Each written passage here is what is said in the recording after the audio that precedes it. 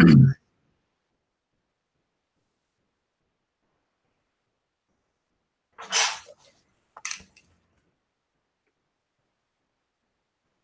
just want to say hi, Jeremy. Michael. Okay,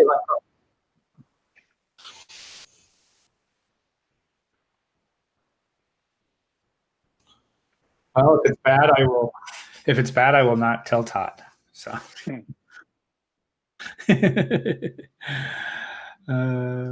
Funny.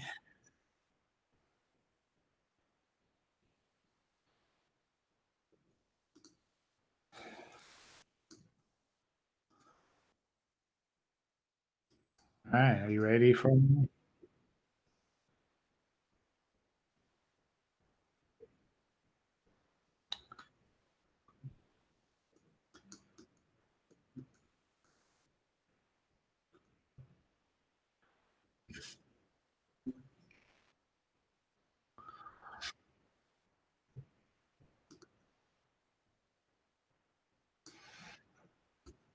Oh yeah, okay.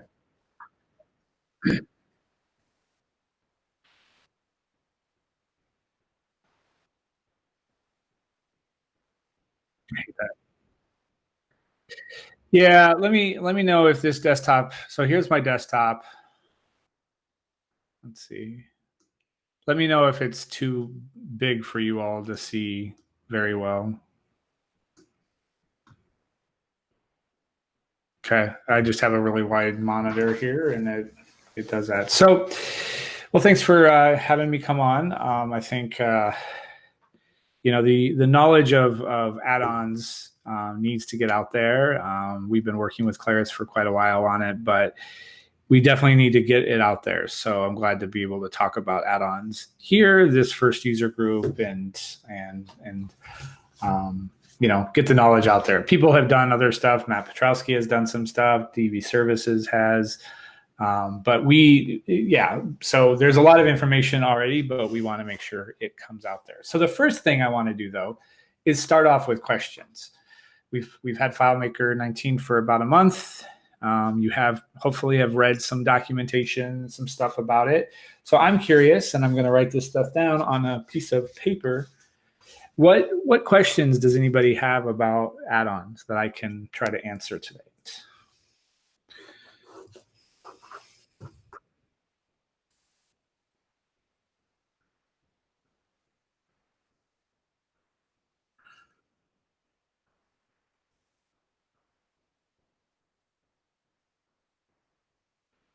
Uh-huh. Okay. Yeah.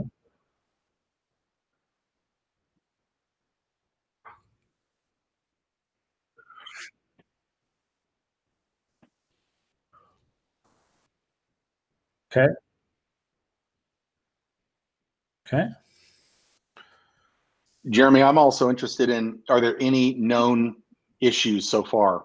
Things that we know break or things that we know aren't quite working the way you would expect, but people know about them. Okay. Anything else? Has anybody had a chance to read any documentation or try play with these about add-ons? I saw Todd's webinar. It was under Claris, and It was very helpful on this topic. My question was, is there some resource to find all those JavaScript routine clips? And is there like a depository somewhere? Okay, yeah. And the famous ones, of course, are the calendar and the NAT charts and flow charts, and a lot of that's for free. So I'd like to be able to be a cheapskate and know where to find some of this gold. Mm-hmm. Okay.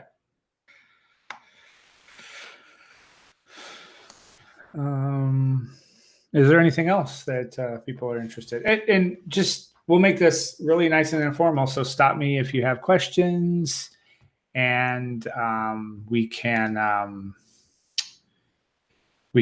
just chat about it, because I have some stuff prepared. I don't have a bunch of slides today because I thought, let's just talk about this, and I'll walk you through the stuff in FileMaker that we.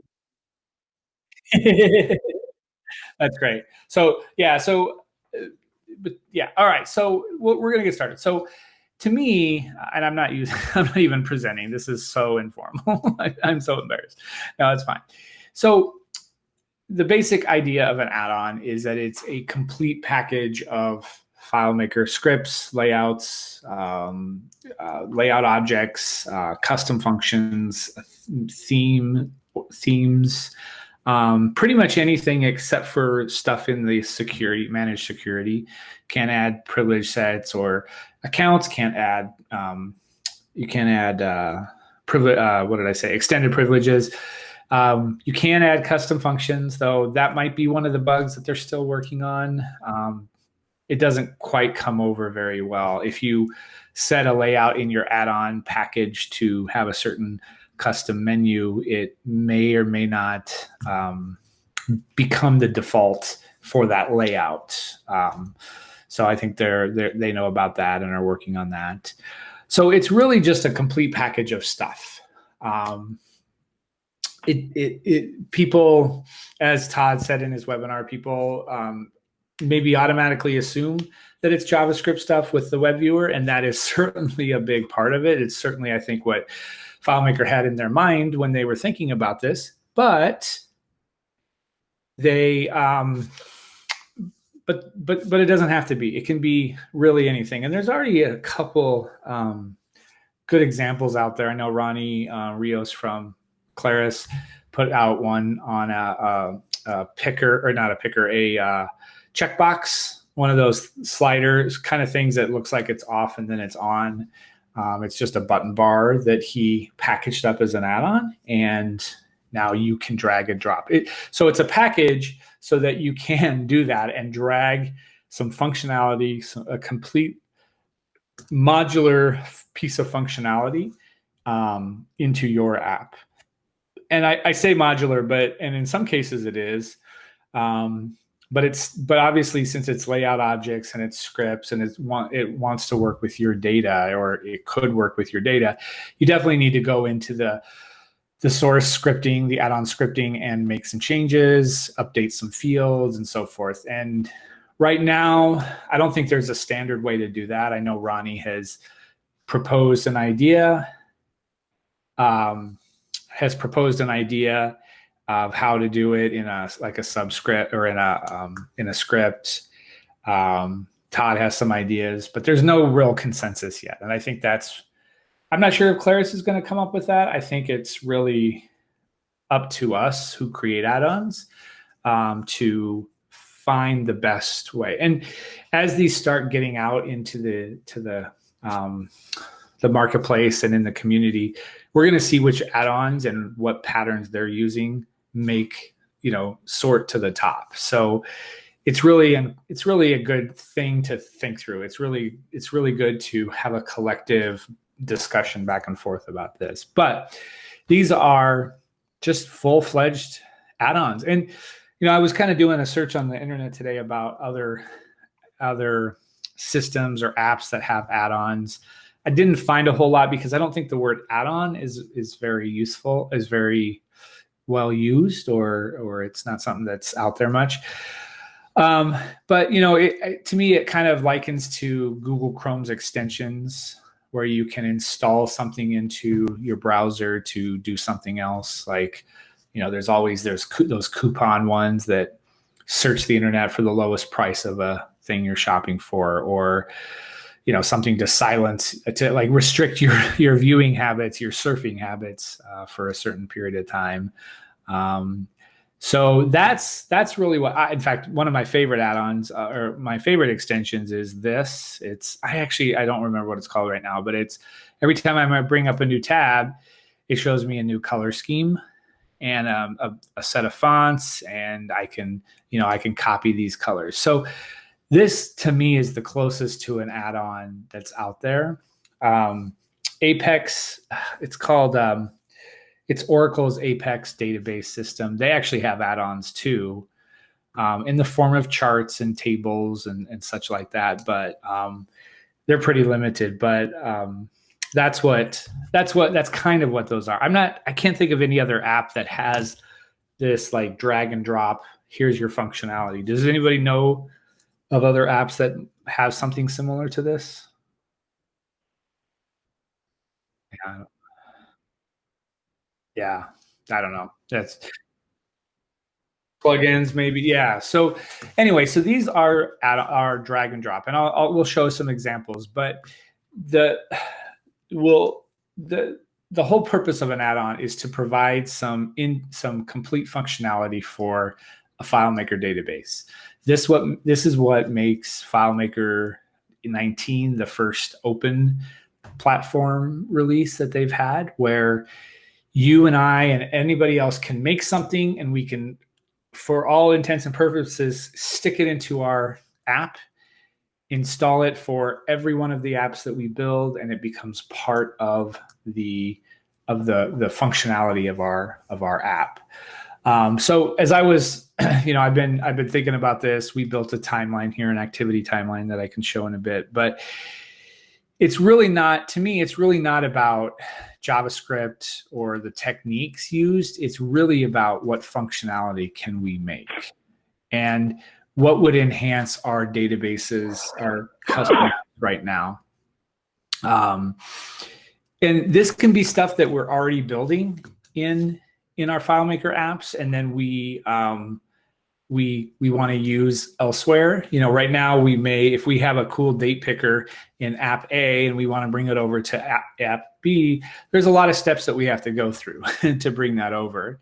But an add-on makes it possible to just package it up and then install it in the other apps all over. So they do come over. Custom menus do not come over. Custom functions do. There might be a bug there. Someone on the community had mentioned that the while function, if used in a custom function, gets garbled. And there's some JavaScript, there's some issues with web viewers that come over. So that are packaged up as add-ons. So they're not quite there. That's why they're still in preview. And so hopefully in the next couple of weeks we can get them. But here are just some random things that I was thinking of that could be an add-on. You could have a button bar system. I know button bars are easy, but if you were just to copy button bars from one app to another, you would lose all of the scripting behind those buttons, and you would have to replicate that and then attach everything back to each of the segments.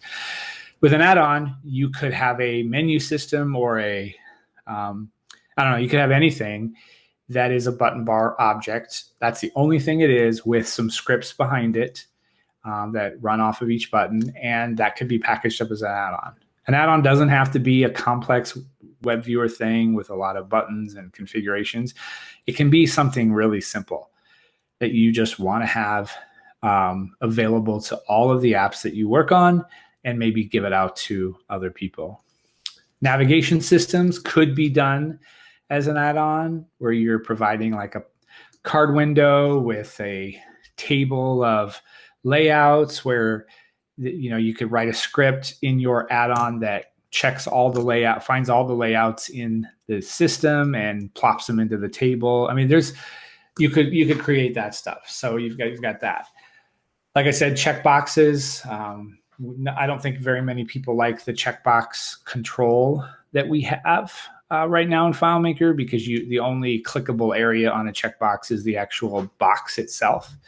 Whereas a button bar as a checkbox, you could get a full button's worth of click area for it to work. A notes system, these are sort of UI elements, but this is could be a basic portal that brings in the portal, some scripts to run the different buttons in the portal, but also the underlying table that all of the notes will be stored.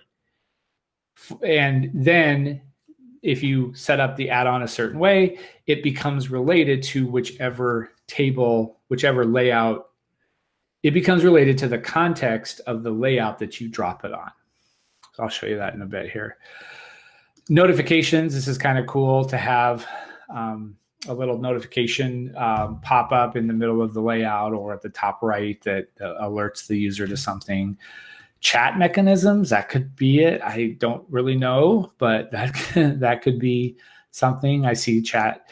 Date pickers, date range pickers are all the rage. Those could be, if you have one built in JavaScript, great. If you have one built with repeating fields and some functionality behind it, then that would be great. I think John Renfrew has one with a card window, I believe. Color pickers, RSS feeders, value list pickers. Value lists come over as well, so I don't want to forget that. So there's just a ton of things that we could do, and it's really not limited to. It's just limited to what we can think about.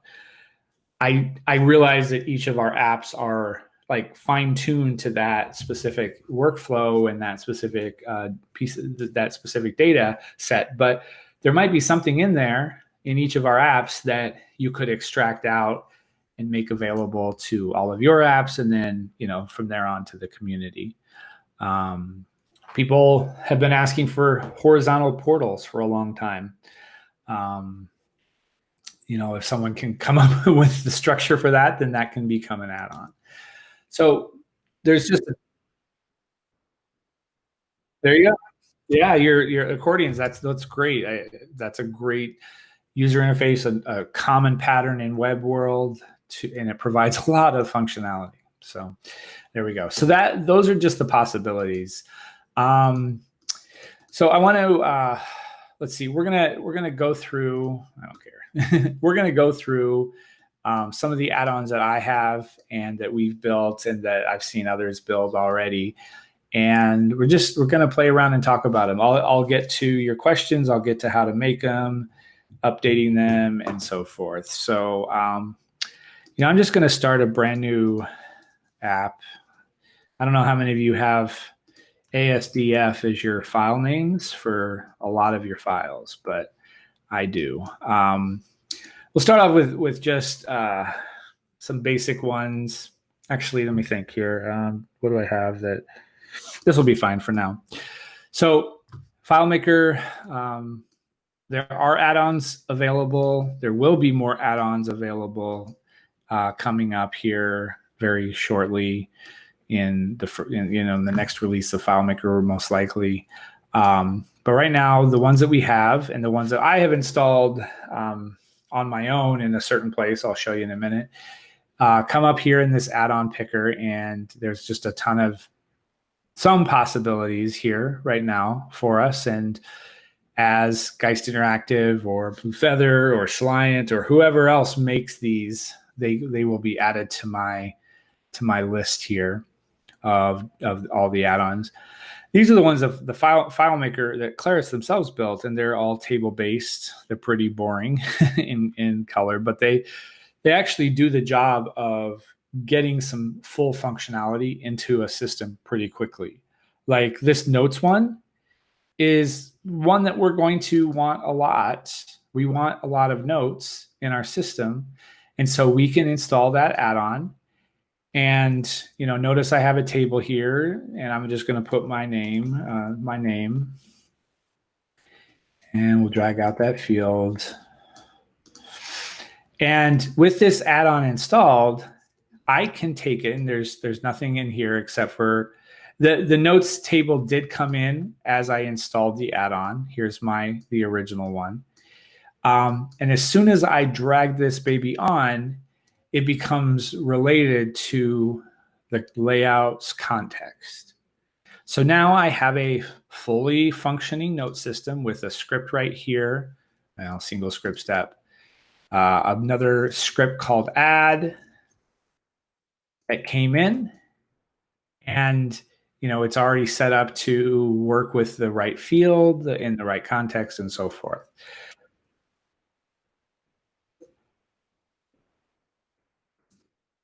Yes.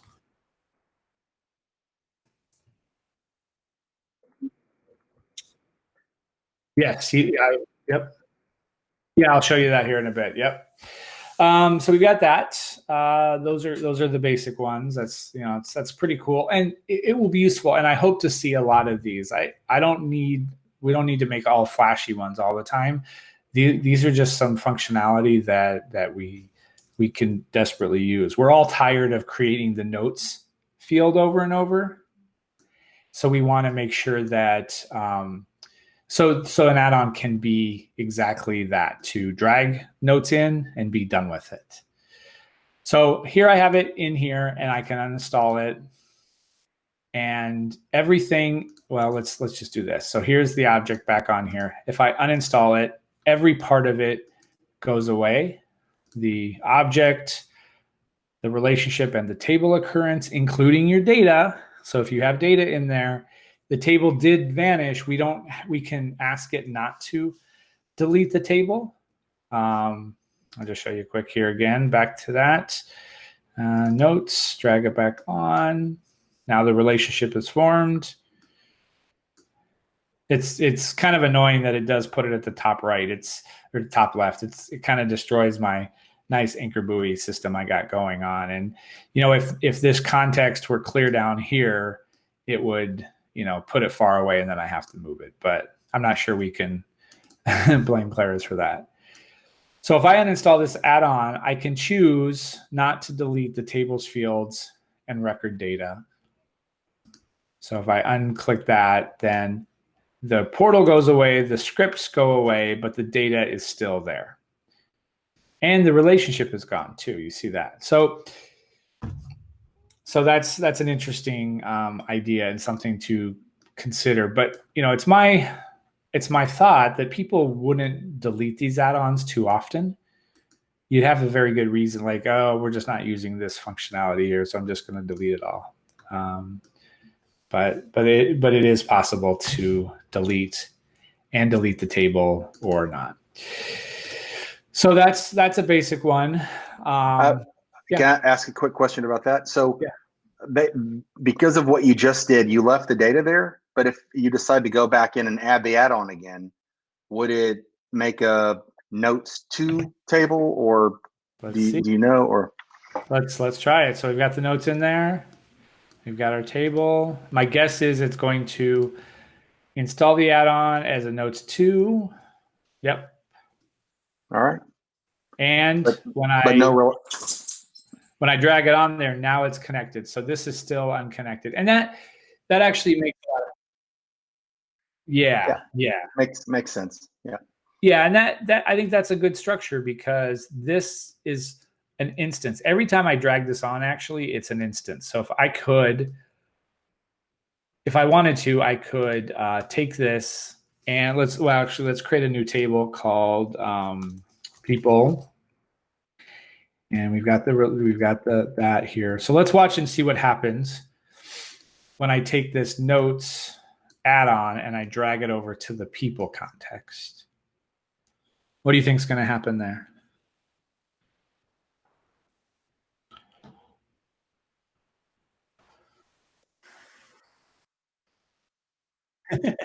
Let's see.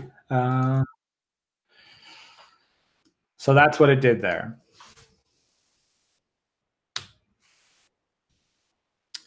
It used the same exact structure that it had, including the table, and it just made a new relationship between there. And you can think about that. That's how the add-ons work now, and for better or for worse, it's probably going to stay that way, because the add-on knows this notes table right here.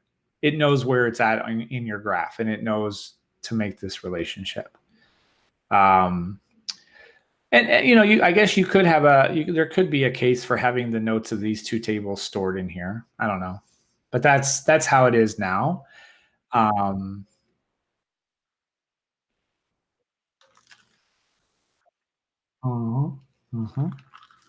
Yeah, so that is a consideration there. All right, so I can delete this off the layout. It stays installed.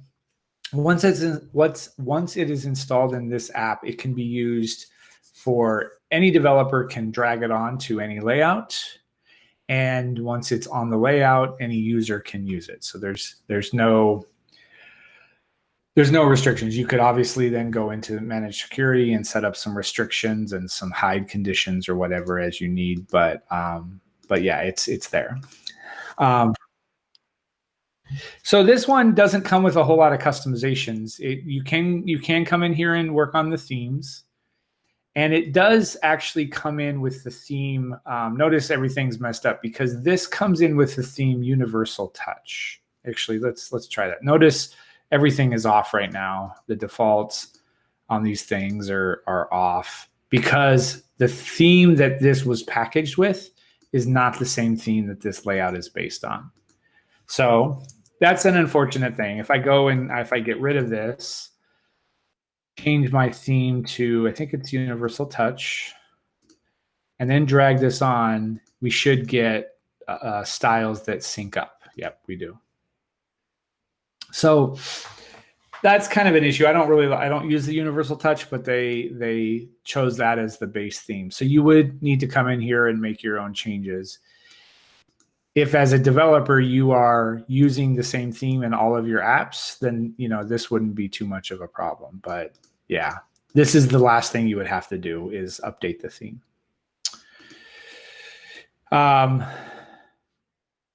Okay. Let's see. We asked about. Let's see. Well, all right. So let's just look at some of the ones that we built, and I know you guys have seen these a lot, so I'm sorry for. I'll try to show a different one. Here's one actually that I built for my, and I'll show you this in person, but it's called Squares.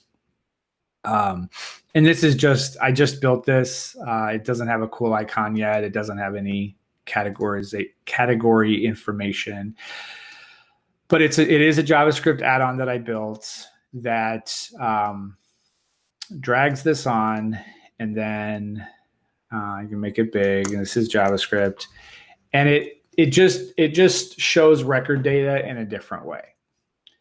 I like this because it's just it's showing these are actual records in the table that came in.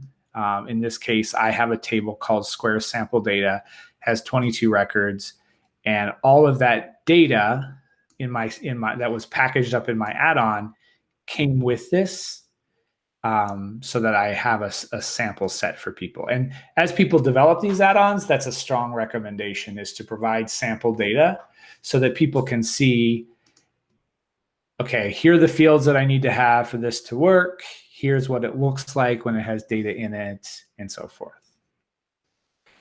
So this is how I set it up, and it's called people, and it's it just, maybe this is a contact list, and here are the people that I finished talking with. This person is really important, so his square is really big, and so forth. What I'm going to do here before I get into that is I'm going to go to this, and I'm going to create some records. David, Michael, Todd, Jesse, Ron, and Benjamin. Did I miss anybody? I don't see. I'm not sure if I see it. Oh, and Todd. Okay, gotta get Todd in there. All right, so here's just some names. I'm gonna save those for later. But now I can go to. So where did I drag that on? Oh, I dragged it on my people table actually. So that's fine. So here's the stuff, and I can come in here and configure this. And you know what I should have done here? I'm gonna do this first. I'm gonna change this to a dashboard kind of context. So it's sort of like the front screen. It actually will it'll have one record and some basic fields. Does it have a record? Let's see. Boom. Oh, I'll make a record in it. That's fine. All right. So notice I've got this on let's move it over to the dashboard layout, or the dashboard context. Call this dashboard, whatever. So the way that we set up these add-ons, this is pulling data from any of the tables that I tell it to, and it can be, it's not context free, but it's definitely, it's broken away from that. This is on a dashboard layout. The dashboard table occurrence is not connected to anything, but I can still get data from, right now I'm getting data from the sample table, but in a moment I'm going to configure my add-on to come from somewhere else. So I'm going to do that. In our add-ons that will be part of the platform soon, we have a configurator, we call it, that asks me to pick layout and the fields from which the data comes. There's a bunch of possibilities here. I'm just going to keep this really simple. I noticed that I need to have a primary key field and a text field on that layout. So I'm going to go back to the table from which the data comes, get rid of this, and I'm going to drag on my primary key. So here are the two fields that I care about. And I'm just going to make this a little bit smaller because of what it's going to do. Okay, so we'll go back to my dashboard, dashboard 2. And we're going to configure that to grab the data from this context, from this layout. We're going to tell it, I want you to use this field as the primary key and this field as the name. There's a ton of other options if you wanted to have a field that determines the background color and all this stuff. So that doesn't matter for this. I can go in here and I can update the title of each section. And I can say, you know, just give it a theme. And with just a couple setups there, now this is pulling from that other table.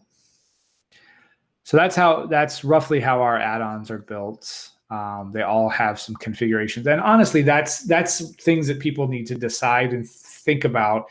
If they're displaying data in a accordion or a chart or this weird thing, need to figure out how to attach the data to the add-on. We had some very strict guidelines. We had, you know, our requirements were such that people could configure it this way, but there's a ton of other ways. You can get the data from a script and push it into the web viewer and so forth. So there's a lot of possibilities there. So this is an example here. Let's see if we have something else we haven't seen. This is one that that one doesn't work. I don't think it works. Let's see. Yeah, no, it doesn't work. Never mind. Get rid of that. Uninstall that one. We'll talk about making them in just a minute. Photo gallery is fun. And again, it's pulling data from a certain table. When I installed that add-on, a new table came in, 2 new tables came in because I, as the author of that add-on, had these two tables in my add-on file that I was working on. Again,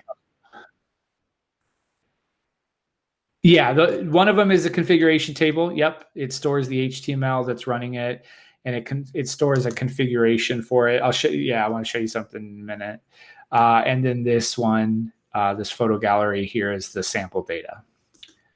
So again, dragging that on, I now have, hopefully, it doesn't work. Here, let me look at something here. I bet I know why. Yeah, it doesn't know which field. Let's go and do that quick. Sample data. Boom, there we go. That's what I want. I think it needs that. The photo gallery one is a little bit weird because depending on if you're hosted or not, you have to use a base 64 field or there we go. Or you can, if you're hosted, you can actually use the container field and it will work with the URL. So that is my add-on there. I want to point out one thing about add-ons, and I want to do it with my playground file. So I've been working on this, trying to, you know, based on my training sessions last 2 years about JavaScript, here's some things that I think JavaScript FileMaker developers can study and learn about JavaScript that will help them right away in writing or configuring a library to work in their environment.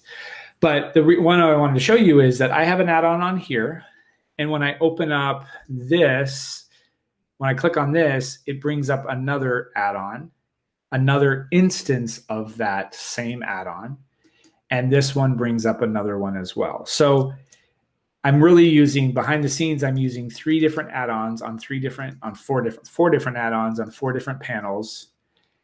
And each one is configured with different data, with a different color scheme, and so forth. So that's the cool thing about add-ons is, especially these modular kind of based ones, is that you can use many instances of them, and they are independent of each other. They can have different configurations, different setups, and show different data. You could create a whole dashboard with a chart add-on that shows different sets of data from your system based on, how you set it up, how you configured it. All right, so that is that. Yes, Jeremy, quick. So if you have an add-on and it has 2 tables, when you drag it to another context, it's going to create 2 more tables. No, that's a good point.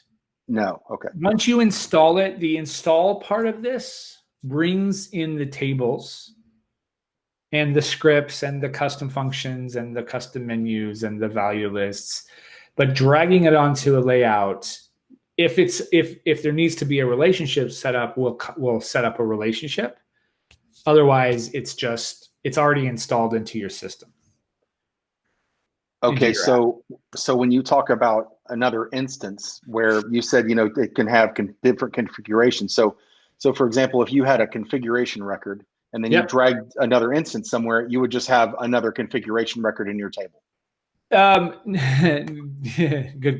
Good question. No. Okay. The way that we set up ours, so we have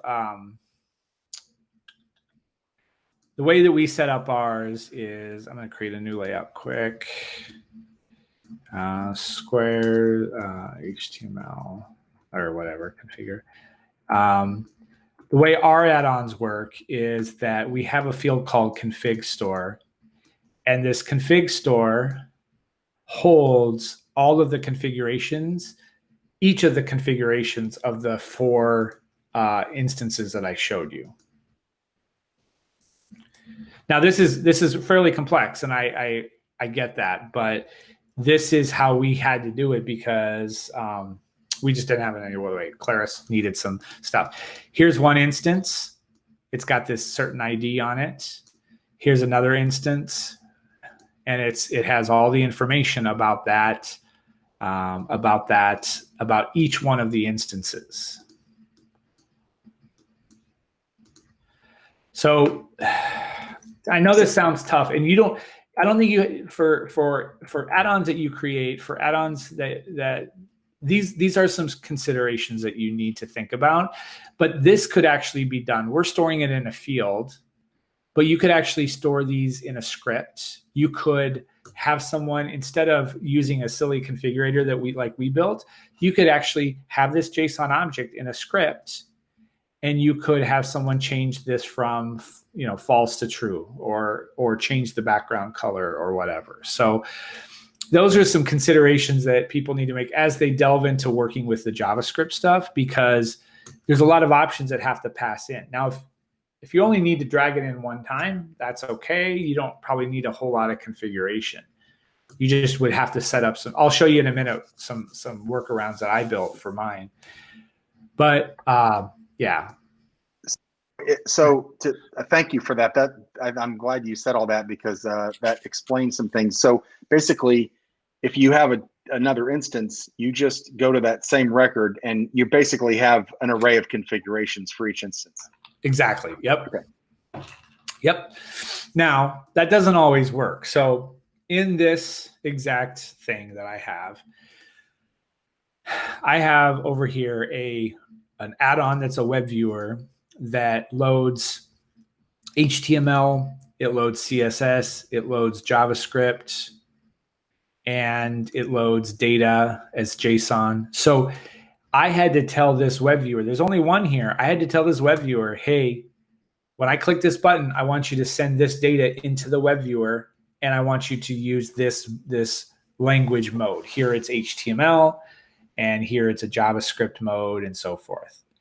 So I had to do that all in scripting, and that it wasn't very much fun, but that's just how it had to go. So I have a load editor.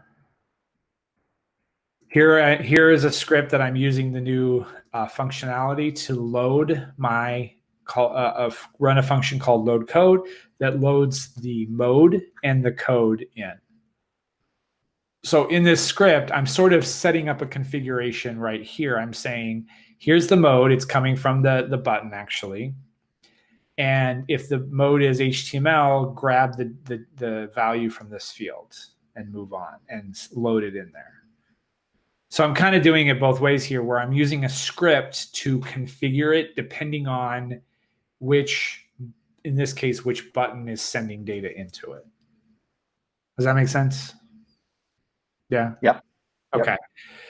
Okay. So let's get away from this because it's a little bit. I don't want to bog you down with this because this for the most part, anybody who creates add-ons, and we will as well, will have clear instructions about how to use these and how to configure them and different thoughts that we might have. The whole idea of an add-on is that you drag it on, you drop it, you connect it up to your data, either via a configurator like we have or scripting, scripting that the author has documented very well, and you're good to go. It is drag and drop, but there is a little bit of setup. But all of us are FileMaker developers. We can handle going through a script, reading the comments, and adjusting field errors in the script where fields are missing. So no one needs to be scared of any of that. Yeah, so don't be scared. Don't be scared of that. All right. So I'll show you how I make an add-on, and I'm going to combine this, in the interest of time, I'm going to combine this with the idea of creating relationships. So I have a notes.fmp12. .fmp12. I have a notes. Okay, so I have this notes thing here that I'm building. I showed you earlier. Let me show you what it consists of. In this case, it consists of a layout object that's a portal with some fields. I've got a button in here that I can create a script for that says delete record, delete portal row. And we'll turn that off. There we go. Okay. So this is a simple object here. Doesn't, like I've said many times, it doesn't have to be that complex. I have it on a certain layout with this name.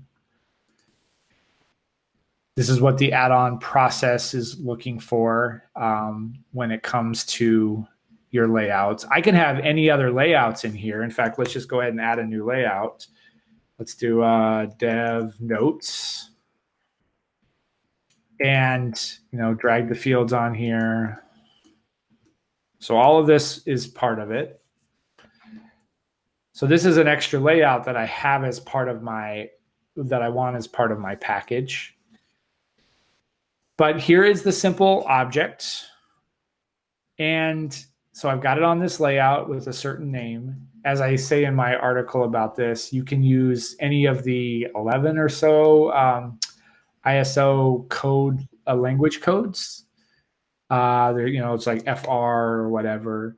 And because of FileMaker's way that it localizes this, if someone opens this up in a French version of FileMaker, they will get the add-on.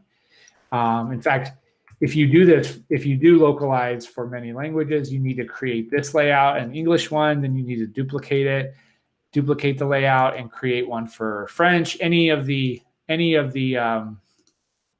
languages that you want to localize for. So I'll just do French and English. On each of the layouts, I've got a group of objects. This is important that whatever you want as your package needs to be grouped up. I have this notes field up here. That's not going to come in as part of the add-on. It's just there for me. I could put a button here. I could put some other text that does something in my development process, but isn't part of the add-on. Yeah, I mean, I guess there's no, I don't think, I don't think it's going to even look at that. I think it's only looking for this group. The add-on process, loading process is looking only for this group. It's looking for the first group that it sees in the stack order. So if you have two groups in here, it's only going to take the first one, I believe. Okay. So you just want to, and you want to keep this really simple. You don't want 55 different add-on packages, add-ons in the same file. You want, just one add-on per file.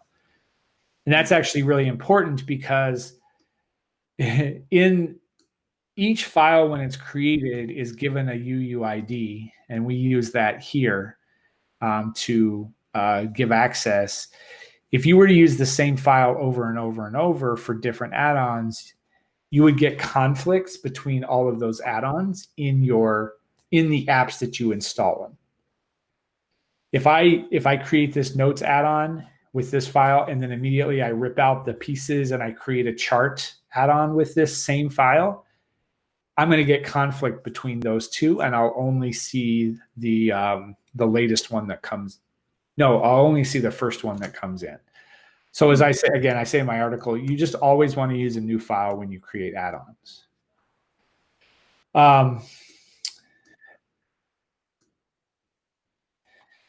Yeah, it's just not worth it.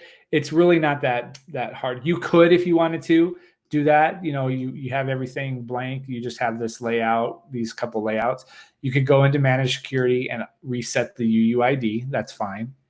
It just, it's just an extra step, and it's pretty buried. So you need to reset the UUID of this file. Okay, so this I want to be a relationship. So I want to relate this to any context that I drop it on. And you actually saw that, right? We saw that in here when we dropped on the layout. We dropped it on here. We dropped the notes add-on on the layout. Boom. Now it's related to this table, right? We saw that. So there it is.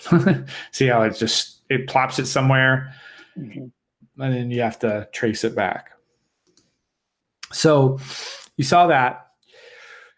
So in order to get it to be related, I have to I have to put the foreign key of the notes field on this layout. I have to have something that I want to be designated as the foreign key. By putting it on this layout, by putting a field on this layout, I'm telling the add-on process, this is the foreign key. Also, it has a certain name here. It's really hard to see, but this is what it's called. It's called R1. That's just my name for it. Relationship 1, the pipe character comes next, and the word write table is this. So the only thing that is really your choice is this stuff right here, relationship name. The rest of it is necessary. So that's its name, okay?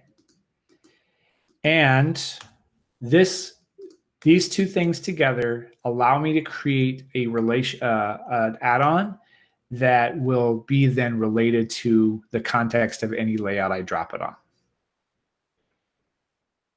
Okay, I go into details about it in my blog post. I don't want to, take all the time on this but this is key, and it just takes a minute to understand this right here.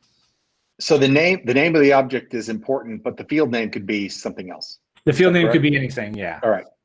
What FileMaker will do is, because the default fields create these 5 fields for me, it knows that this field is the primary key, and when I drag the notes portal onto a layout, it finds the field in the context table that is signified as the primary key, and it creates the relationship between the field that I named with this certain name and that primary key.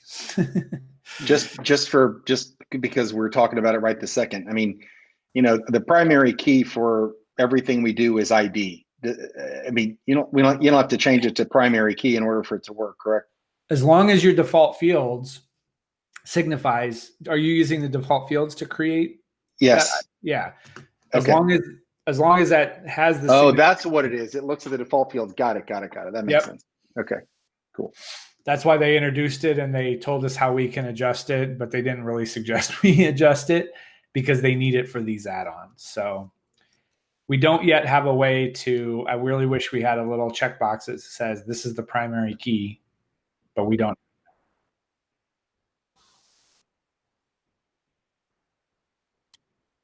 Yep. Yep.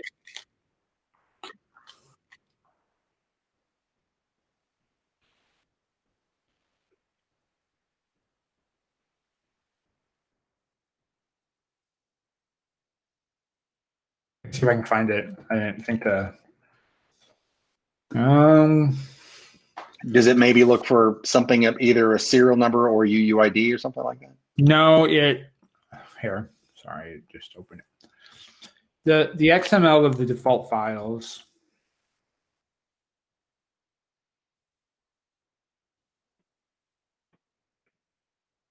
Come on. It has there's a configuration somewhere. I'm just going to bring up an old one because it's the same. So here's my primary key field. And somewhere, where have I identified? There it is. Where is that? Yes. Okay. Yeah, because you're right, because that's part of this field here. So this needs to be in one of the fields for FileMaker to pick it up. And it may have changed, actually. I don't know. I mean, I haven't studied it for ages because I just trust that it's going to work, right? Well, at least something obviously is in place so that it does, and it works. So it must all jive. Yeah, I have no idea. It's been a long time since I've looked at it. They did give instructions on how to change it, but they don't recommend it. Default, yeah, I don't see it in here. So it's somewhere in the package of FileMaker. So if you're using the default fields and you are, even if you change the name, as long as it's identified as the primary, then that's okay. At least it's not ZZ _ PK _ blah, blah, blah, blah. Yeah. So like this one right here, creation timestamp, in the tag list, it doesn't have the primary equals true. So yeah, that must be my primary key field. Cool. All right. So now when I create this add-on, here's how I create this add-on. It's all grouped. The foreign key is right here.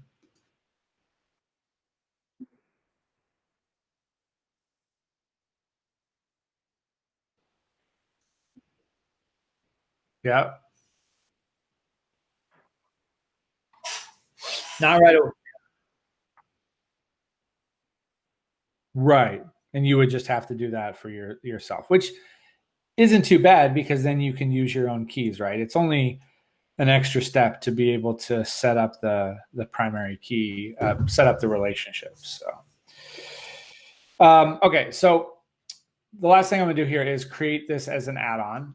Before I do that, since I actually have the notes add-on in my add-on modules folder, which is, it's found here. Jeremy Brown, library application support, FileMaker extensions, add-on modules. Here are the ones that I installed myself. When Claris adds these to the product, they're going to have them in a different area of the application. So there won't be any conflict or any issues. They will have some embedded in the application. These are the ones that I've gotten from people or I've made myself. So I have a notes one. I'm going to go ahead and delete it. They always recommend every time you make changes to your add-on and you rebuild it, you should just throw it away from this folder. They don't know if any overwriting will cause issues. They haven't tested that. They're not going to worry about it. They just want us to delete it. So now I have this add-on loader file, and it's really got one script step, one script step, save, copy as an add-on package. And it's going to get the window name from that field. And this is in my, I think this is in my blog post, so you can download it. But it just does this. It creates the add-on. It opens up that package, that folder in my add-ons. Here it is. That's interesting. I've never seen that before. That's new. So it's right here. Everything in here is ready for the add-on. For the sake of time, I'm not going to go into this, but there's a lot of things you can come in here and change, like the icon and I think info.json. I'll just do this one. Info.json gives you the oh, that's interesting. Yeah, this is new for me. Anyway, so there's stuff, again, I described this. Oh, it's n.json, info.n. There we go. This is the one I was looking for. Here you can update the name of it. You can add a description, features, and the category. But I figured out that you if you want to put your company or your website, you edit that one you opened as well. That's where you get the Geist Interactive as opposed to Claris. Where? The file you first opened. I think it's right here. I think this is where the category comes in. Right, but on the right side of the panel, when you look at the add-on, it's got other stuff like it'll say Claris and all that. And for yours it'll say Geist Interactive. So you guys must edit that other file as well. You're right. Because you're right. That says attributed to Claris. Yeah, that's right. So we can come in here and we can say Jeremy Brown. Yeah. All right. Stumbling. I have a website called stumblingintofilemaker.com. Actually, I haven't used it. All right, whatever. Okay, so now that's ready to go. All I need to do now is quit FileMaker. I need to open it back up. FileMaker 19. Oops, I think I was using hide that. Boom. All right, so let's open it back up. And we'll just oh, I don't know. Here's one I'll do. This is one I bring it in here. I can put that notes add-on there. Look at that. That's cool. Jeremy's add-on. Notes and do a new layout. Again, it brought over the notes table already. Doesn't have the relationship. But as soon as I drag it over, see that foreign key didn't come over. Oh, that's interesting. I bet, oh, I know why. I bet this one doesn't have any, it didn't have, this might not have had, I don't know. You know what? Yeah, so there's something that I missed here. Let me actually look at something. I think I know what I missed. I think we have to actually, we have to group that. Let's look. Where is it? Notes.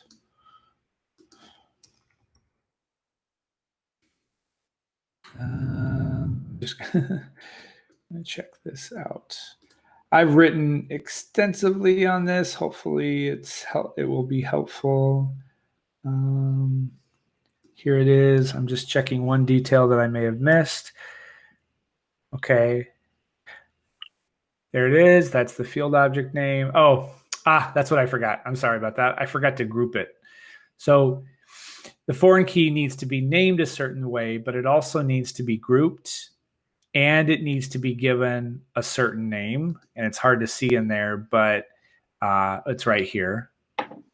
FM add-on dynamic relationship, dynamic relation underscore this, and then the same relation, the same name that I gave the name of the field.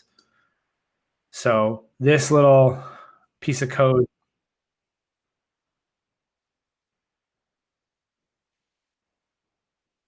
Yes, this group will not come over, and so you can group it with anything because you can't group a one object thing.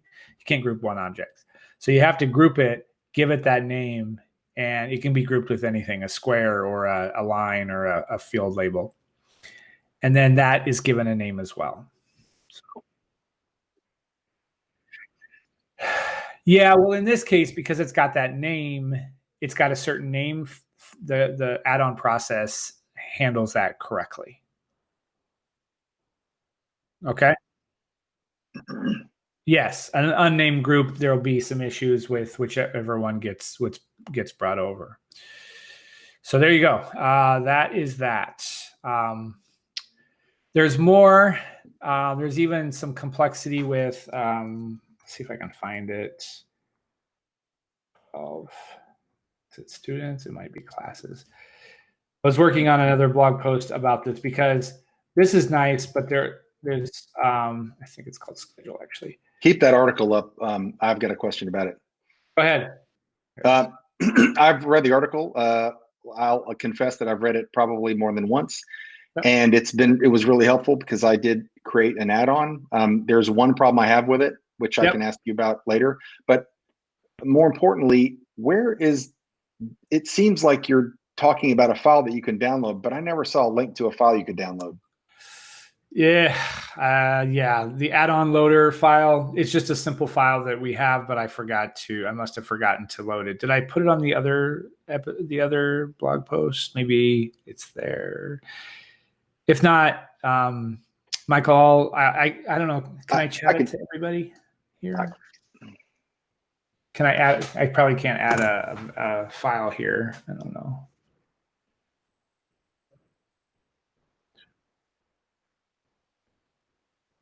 Okay. Michael, what was your question about about the blog post? Well, one was just I didn't seem to find the actual file, and and the second one was so my add-on. You may have seen it in FM Slug. It's a little toast notification thing. Yes, it works great. But the problem is, so it's everything is inside a button, a popover button. Yep. And so I have all these things embedded. I have a popover button, and inside that I've got a slide control with slide control with two panels. Yeah. And I've got some objects in there. Well, the thing is, everything is inside something else. So when I select it all, there's nothing to group. Yeah. And so I almost feel like I have to just add some object that does nothing to it to group it. Is that what I have to do? That's a good question. Can you select two things that are? I tried. If you look at a button popover, a button bar, a button popover, and when it opens up, you can put anything you want inside there. At some point, if you go to the objects inspector, you'll notice that everything seems to be inside something else. There's no top level thing you can't really group. You can't group it. Yeah. You're right. You're going to have to build something for it. As simple as a field. Maybe rather than the button having the name on it, you put it right underneath or something. Yeah. That's all interesting. Right. That's interesting because go ahead. Well, it sort of worked, but there were some artifacts and weirdness, and I attributed it to the fact that something was wrong with the whole grouping process. But so it still works. It's just that I have to go to the layout that I created it with the add-on, copy the object, and then it works fine. But really, it's such a simple thing that it actually my little add-on, it doesn't go in the layout. It goes off screen. Yeah. So I guess it doesn't really matter. I can add some other artifact that doesn't do anything, and then have it grouped, and hopefully that's probably one of my problems I was having with it. Yeah. Yeah. Off screen. Yeah. Genau. Yeah. One more thing. I don't have a blog post yet for this, but there is a possibility to create a join table scenario with an add-on, and it gets even more complex. I'll just breeze through it. I've got two tables here. schedule and classes, and this is meant to be dropped on a teacher's layout or a student's layout. And then, the relationships would be created. Right now, I don't actually have any relationships here set, but when I set this up correctly, it creates those relationships as it needs, as a join table. Eventually, the schedule table will be related to my teacher's table, and then these two will be related to each other. And it's all about the grouping again. I've got my basic table here. It's funny here because I'm on the schedule table. This is the portal that I want to show.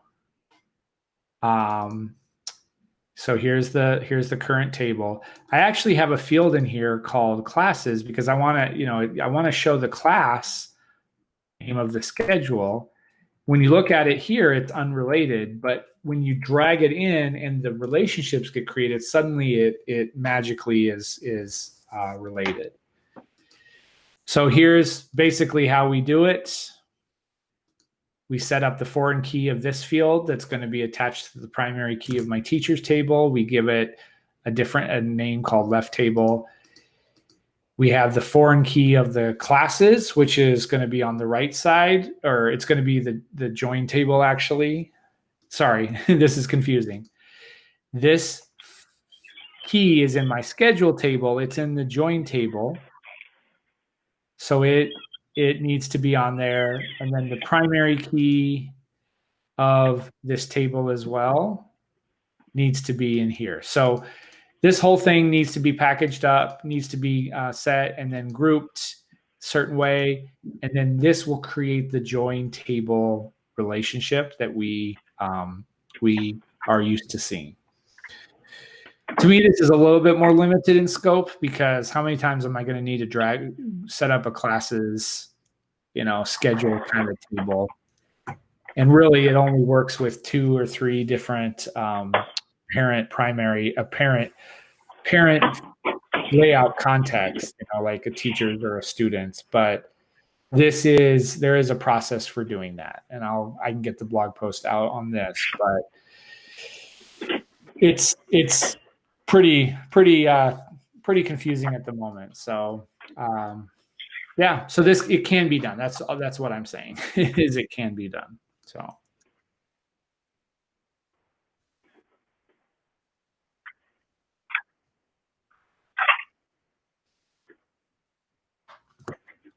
Yep. What?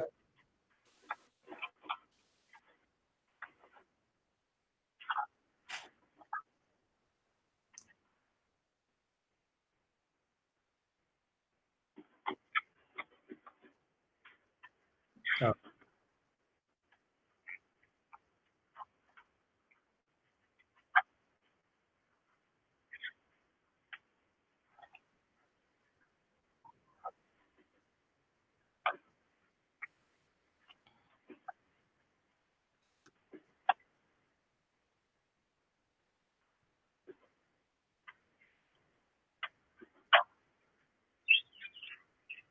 Mm-hmm.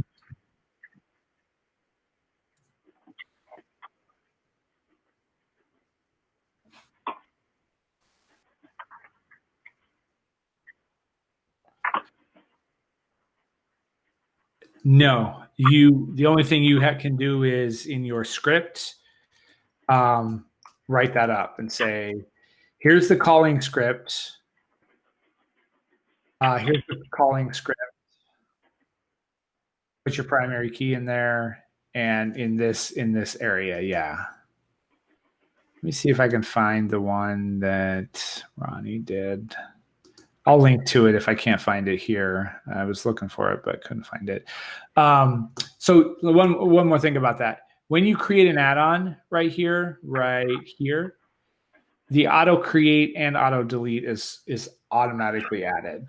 So there is no way to turn that off. You would have to just go into the relationship and update that.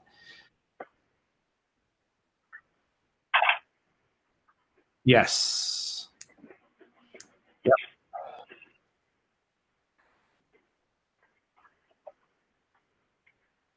Yeah, but remember the user is another developer, right? So she knows how to do that already, right? The user is not Emma who's going to, add records to your system, right? So yeah. Yep. And that's part of the documentation that each author would need to provide, either in a script or a README file, something like that. But that is, yeah, that's some things to think about and watch out for. As far as the scripting, you would need to tell people, hey, here's the script, and you need to update that script appropriately. Trying to find the one that Ronnie did. I don't know. Oh, by the way, I found out you could actually create an add-on that is just an object. Normally, any tables that you have in the add-on creation file will be brought over, but you can delete all the tables from a FileMaker file, and the only thing that will come over is the grouped object that you have on this layout. So that would be useful for things that are very independent of any data. I can't think of what those would be at the moment, but that's what. Well, maybe like my snack bar. There's no, there's no data. You just, when you call the snack bar, you tell it whether it's a warning or info success, and you tell it what the message is in your script. So that's a great idea. Yeah. So you literally, so you can have an add-on without a table. Yep. Correct. Okay. Yep. But so I guess, so when you're making the add-on, can you just delete the table, I guess, and there's a layout with no context? That's right. Yeah. Okay. All right. I think here's the one Ronnie did. Makes me feel naked or something. So here's the one Ronnie did. It's just a button bar with a configuration thing, and I guess an on-off. Got some hide show conditions on it. He's using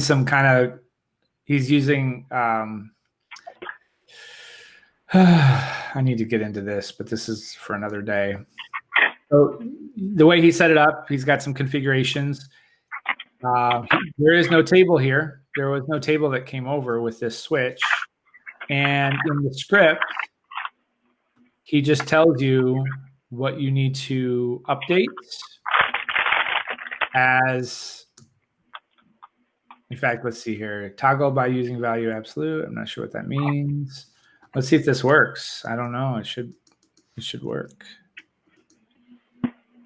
Oh, configure add-on here. Okay, so okay, I see what he's doing. Configure the add-on, replace the following string with the full name of the field as table name field name. So field name, what is my field name? So here we have to attach it to a field, and we have to do some work here. So there is, in this case, he is asking us to configure it right here in this object. That's an interesting way to do it, but that's how it'll be done. And then each button is already attached to its script and so forth. So, all right. So there's a lot more, but I don't want to bog us down with this. This one right here, what Ronnie is doing is he's making this possible. So I could technically have 4 different instances of this, and each one of them run independently, attached to 4 different fields. Let's just give it a try 1 second, if you don't mind. Field 1, field 2, field 3. Okay, so I'll just create quick. I'm going to go into this one. What is the name of this? It's called HTML field 1. So if I do, wait, he said configure the add-on here. HTML field 1. Wait, was that what I'm supposed to do? Oh no, I'm not supposed to do that. Sorry. That's the key. Sorry, right here. HTML field 1. Okay. go. So let's see. There we go. Flag off. Let's put the field on there so we see what it does. Flag off. Oh, there we go. Now the theming is off because of the discrepancy in theme, but there we have a nice on-off switch. And I can go to my other one, go to another one, and say I want you to do HTML field 2. I like this way of doing it. I didn't think of this. This is a good way to do it. Let's bring field 2 out. There we go. So now these are independent of each other. They're the same add-on, different instances, independent of each other. So.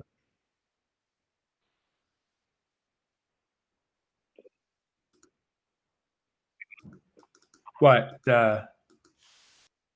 Yeah, I don't actually know where it's at. I assume it's here. Let's see. It's oh yeah, it's text. Oh yeah, okay. Yep. Label off. Oh, so I can go in here and I can say label on. I want to turn this yes to. It's a pretty slick way to configure those things, just right there. Yeah, I like that. I like that. We're using a configurator. He's doing it inside of the configuration button. And you can do this with scripting too. So there's a lot of possibilities. So I'm going to blow your minds with this, but it's just how I just want you to be aware of this. Each of these comes out. They're separate instances. FileMaker sees them as separate things because they each have a unique ID added to them. This one has, let's see here. This one has this ID starting with a 5DC. This one over here, and the on button has the same. It has the same UUID, and so does the parameter. But the next one has in the parameter, it has a different ID. That's how a FileMaker you can tell a script which add-on do you want to run. Because these are all running the same script, button, toggle, flag, switch name. These are all running the exact same script. But because of the parameter, it's just like we would do with button bars or something, it's telling the script which add-on to work with, which instance to work with. Instance, yeah. So I'll get into detail about this. There's a certain key that you have to write in your name in order for FileMaker to generate a UUID every time you drag it on. But I'll write that post up about that. We needed it because you could drag 3 charts on the same layout, and FileMaker would have trouble unless we uniquely identified them. So, in fact, I wonder if these are. Nope, they're not named. Oh yeah, they are named. So they do have, this whole thing is that key, this whole thing is that key, and so forth. So, all right. Now I'm sure it is going to be, we are all going to have to get used to creating add-ons. But the cool thing is we don't have to. We can wait for people to create add-ons and then we can use them. You don't have to learn JavaScript. I would love for you to learn JavaScript. You don't have to. Because pretty soon we'll have a bunch of JavaScript ones out. So will other people that you can just drag and drop and play. And it opens up the functionality so much. I've written about this many times with JavaScript. We don't have to wait now for FileMaker to develop a calendar because we have a calendar that is almost perfectly seamlessly integrated with FileMaker. There are caveats. It is tough to update these. You can't really do that. If Ronnie comes out with a different one, I have to uninstall this one and then reinstall the other one. So I lose all my connections and I have to start over. I think that's just how it's going to have to be. We do have to consider the source. You know, if some new person to the community starts putting out add-ons, I may not want to put them into my systems. I want to test them out first, because they could write a script that says truncate all tables, right? Or something like that. That could be part of the add-on process, add-on package. So that's what I think Claris is trying to figure out as they get ready to make these available in the community. Someone's going to have to vet these and look through them and make sure that they're good for the community before they get out there. So, Jeremy, some of the ones that you were talking about, the ones that you're seeing, is there some place that these are sort of floating around for people to look at, or are people just sending them back and forth to each other? That's a good question. I've only seen a few in the community. There is a couple threads about add-ons. There's no place yet. I know Claris doesn't want to put a place up yet because then they're going to be responsible for them. So I haven't seen. I've seen a few of them on the community. That's the only place right now.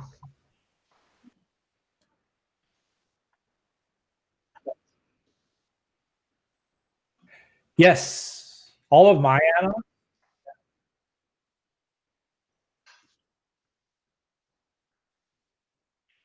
It's any layouts that are in that file that you are working on. So let's see here. Let's go back to mine. I don't remember.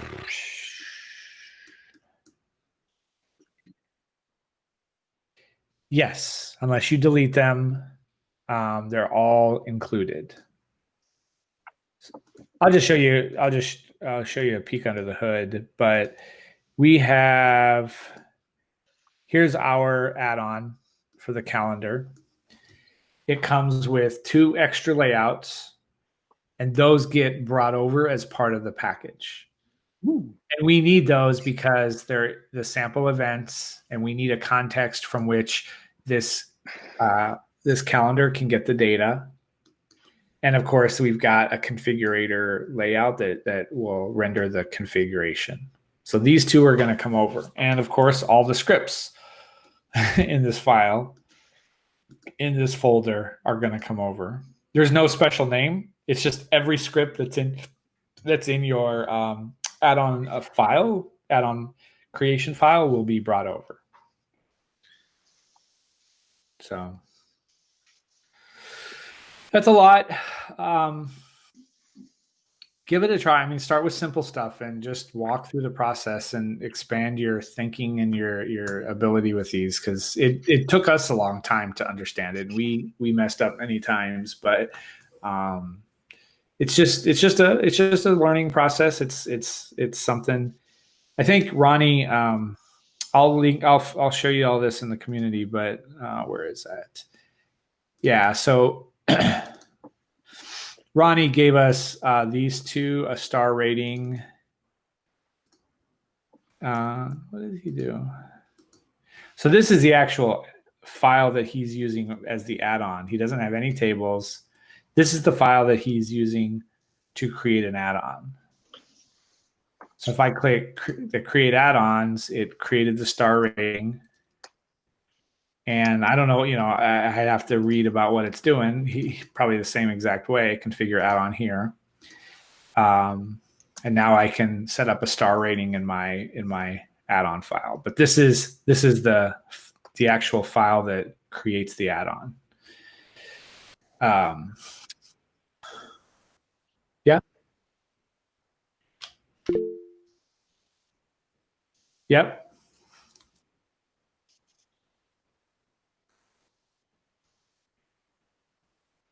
That's right. Yep. And it's important to group them. It's interesting here. Did he group these? I've done this many times. I've grouped these many times without actually, no, I've created add-ons without actually grouping anything. So it comes over as blank.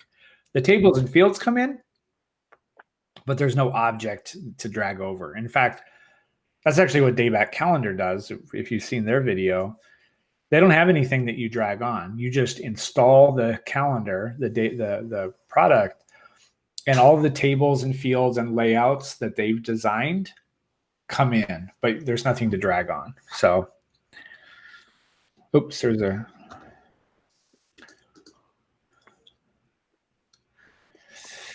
All right, we're way over time. Sorry about that, guys. Hope you don't mind, but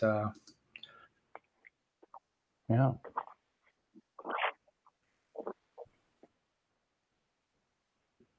Uh-huh.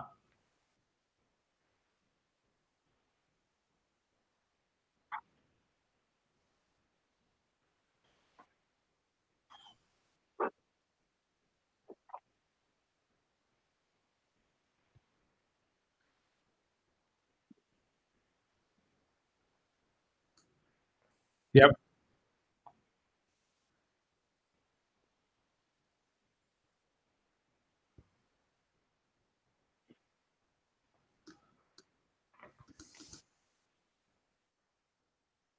Yeah. Where's a good place to look at existing add-ons? I know they're kind of still in its infancy, but this is my first exposure.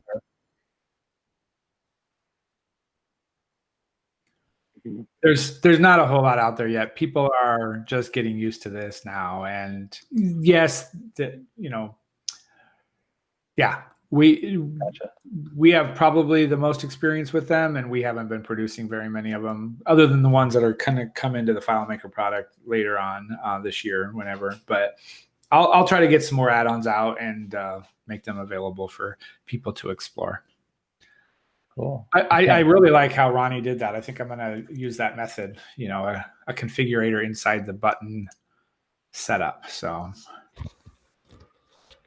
cool. And this is all limited to FileMaker 19, of course, right? Like if it's hosted in 19 and I access it on 18, there's no way add-on features are like embedded magically, right? Okay, that's what I thought. No. Once you install it, Mm-hmm. once you install it into a file, it can be used in 18 as long as it's not using any of the new features of 19, right? Okay. I'm pretty sure because the add-on process actually is part of the add-on process actually injects code into your FileMaker file. It actually builds structure into your file. And the structure is, unless you're using a script step that isn't part of 18, that's only part of 19, it should work fine. I haven't tested that, but yeah. Yeah. Interesting. All right. Well, that's a lot. Thanks for letting me talk, because now I know that I need to finish all the blog posts about add-ons. So you all have all the information about them. Cool. Yeah. Thank you. All right. Talk to you later. Thank you. Great program.